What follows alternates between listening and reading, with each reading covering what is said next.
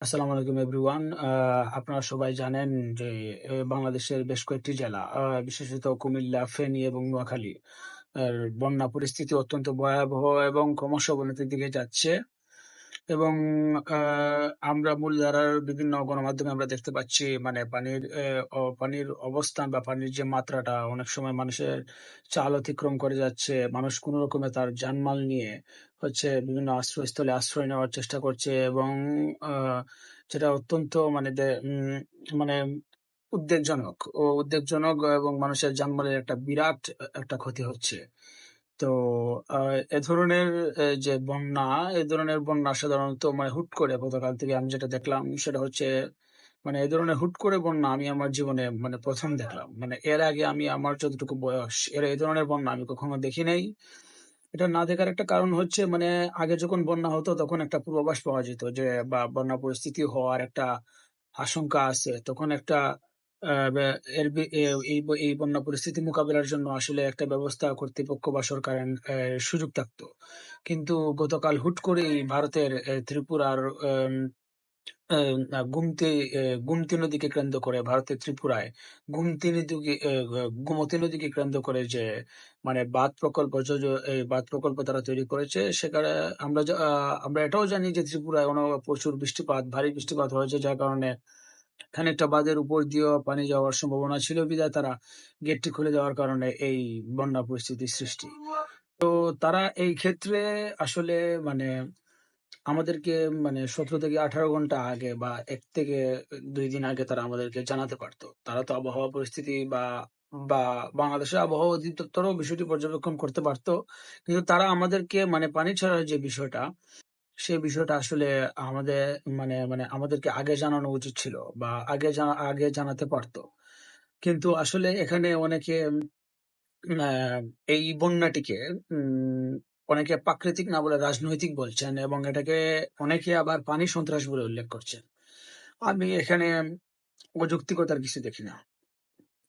অ্যা এই প্রশ্নগুলোর এই প্রশ্নগুলোর যে করা হচ্ছে, এই প্রশ্নগুলোর কোনো অযৌক্তিকতা নাই। কারণ আ আপনারা ইতিমধ্যে জানেন যে ভারতের মদতপুষ্ট সরকার যে ফ্যাসিস্ট গভর্নমেন্ট বাংলাদেশে ছিল, তারা তাদের গণঅভ্যুত্থানের মাধ্যমে তাদের পতন হয়েছে এবং যিনি ফ্যাসিস্ট সরকারের যিনি মানে হর্তাকর্তা ছিলেন তিনি ভারতেই আছেন এবং আ ভারত আ অ্যা মানে তার আমরা ভারত রাষ্ট্রের চরিত্রটাকে যদি আমরা মানে একটু বুঝার চেষ্টা করি তাহলে আমরা মানে দেখব যে মানে তাদের যে একটা মানে প্রতিবেশীদের সাথে তাদের যে সম্পর্ক এবং প্রতিবেশীদের সাথে যে তাদের পররাষ্ট্রনীতি সেগুলো যদি আমি আমরা একটু হচ্ছে অ্যা মানে রিভিউ করি তাহলে আমরা মানে বুঝতে পারবো তাদের চরিত্রটা আসলে কিরকম।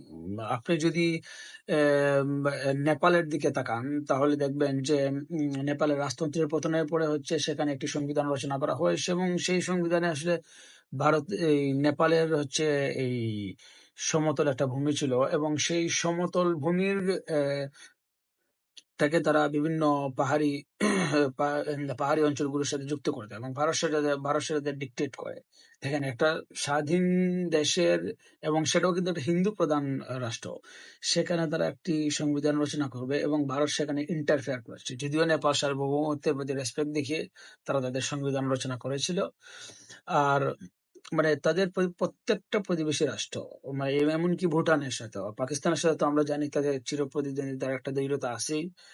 আর সর্বশেষ আমাদের বাংলাদেশ, বাংলাদেশে আমরা জানি যে ভারত তার পারমাণবিক অস্ত্রগুলো হয়তোবা চীন অথবা পাকিস্তানের দিকে তাক করে রেখেছে। কিন্তু আমাদের দিকে তারা বেশ কয়েকটা পানি অস্ত্র বা মানে জলীয় অস্ত্র তারা তাক করে রেখেছে। তার মধ্যে আমাদের দেশে মানে বা আমাদের দেশের যে প্রায় ৫০ টিরও বেশি ৫০ টিরও বেশি মূল নদীর উৎপত্তিস্থল ভারত থেকে এবং সেখানের প্রায় ৩০ টিরও উপরে নদীতে তারা বাঁধ প্রকল্প দিয়ে রেখেছে এবং তারা যখন বর্ষা মৌসুম আসে তখন তারা তাদের ইচ্ছামত গেটগুলো খুলে দেয়। আমরা দেখেছি তিস্তার ক্ষেত্রেও আমরা দেখেছি গজলডোবা ব্যারেজ তারা গেট খুলে দিয়ে বর্ষা মৌসুমে উত্তরবঙ্গের মানুষকে প্লাবিত করে ফেলে।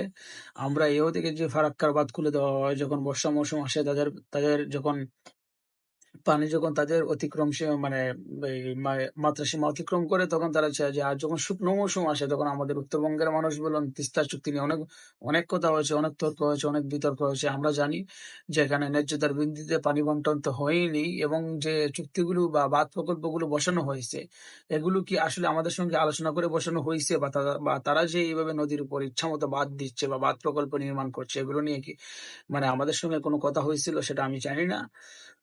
এগুলো আন্তর্জাতিক পানি বন্টনের ন্যায্যতা আইনের ভিত্তিতে হয়েছে কিনা, সেটাও একটা প্রশ্নের বিষয়। এবং আহ, তবে ভারতের এই কার্যক্রম, গতকালকের যে কার্যক্রম, এই কার্যক্রমের মধ্যে একটা দুর্বিসন্ধি লক্ষ্য করা যাচ্ছে, এবং আমি বলবো যে এই আমাদের যে ইন্টারিম গভর্নমেন্ট, জনগণের ম্যান্ডেট নিয়েই তারা ইন্টারিম গভর্নমেন্ট, এই ইন্টারিম গভর্নমেন্টের জন্য এটা একটা পরীক্ষা।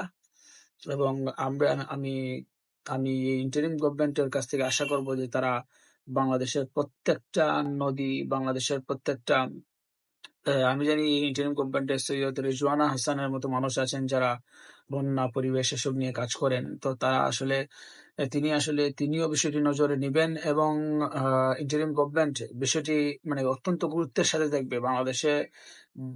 বাংলাদেশ এবং ভারতের মধ্যে যে পানি বন্টনের যে চুক্তিগুলো, সেই চুক্তিগুলো রিভিউ করার সময় এসেছে, এবং সেই চুক্তিগুলো মানে মানে খতিয়ে দেখা, এবং যে বাঁধ প্রকল্পগুলো, সে বাঁধ প্রকল্পগুলো মানে আরেকবার রিভিউ করা। মানে এটা তো মানে মানে কোনো কথা হতে পারে না। মানে যে আমরা তো একটা স্বাধীন রাষ্ট্র, এবং আমরা কিছুদিন আগে আমাদের দেশে একটা গণ অভ্যুত্থান হয়েছে, আমরা আবার নতুন করে স্বাধীন হয়েছি, আমরা একটা বিজয় অর্জন করেছি, আমরা আমাদের সার্বভৌমত্বকে প্রতিষ্ঠা করতে চাই। আমরা যদি প্রয়োজন মনে হয়, তাহলে আমরা আন্তর্জাতিক দরবারে যেতেও আমরা রাজি আছি। কিন্তু এই পানি মানে এই যে মানে মানে এই নদীগুলোকে কেন্দ্র করে ভারত যে পানি সন্ত্রাস সৃষ্টি করেছে, আমাদের এই সন্ত্রাসের বিরুদ্ধে আমাদের দেশবাসী সবাইকে, দলমত নির্বিশেষে সবাইকে একসাথে দাঁড়াতে হবে। এবং আমি ইন্টারিম গভর্নমেন্টকে আবারও বলবো, আপনারা সব রাজনৈতিক দলকে ডাকেন, আলোচনায় বসেন, দেশের বিশিষ্ট নাগরিকদেরকে ডাকেন, আলোচনায় বসেন, দেশের প্রত্যেকটা স্টেক হোল্ডারদের ডাকেন, আলোচনায় বসেন। বিভিন্ন আমাদের যারা বিদেশি মানে যারা বন্ধু রাষ্ট্র আছে, তাদের সঙ্গে আলোচনায় বসেন এবং বিষয়টি তাদেরকে অবহিত করেন। এবং এই বিষয়টি নিয়ে আসলে কি উদ্যোগ নেওয়া যায় এই মুহূর্তে বা শেষের নিয়ে আসলে আলোচনা করাটা অত্যন্ত প্রয়োজনীয় হয়ে পড়েছে আমি বলে মনে করি। এবং পাশাপাশি যারা এই সমস্ত বন্যা বিষয় নিয়ে কাজ করেন বা গবেষণা করেন, তাদেরকে বলবো যে আপনারা আসলে প্রকৃত চিত্রটা, ভারতের যে এই পানি সন্ত্রাসের যে চিত্রটা, সেই চিত্রটা আপনারা জনগণের সামনে তুলে ধরবেন, সেই আশায় রাখছি। ধন্যবাদ সবাইকে।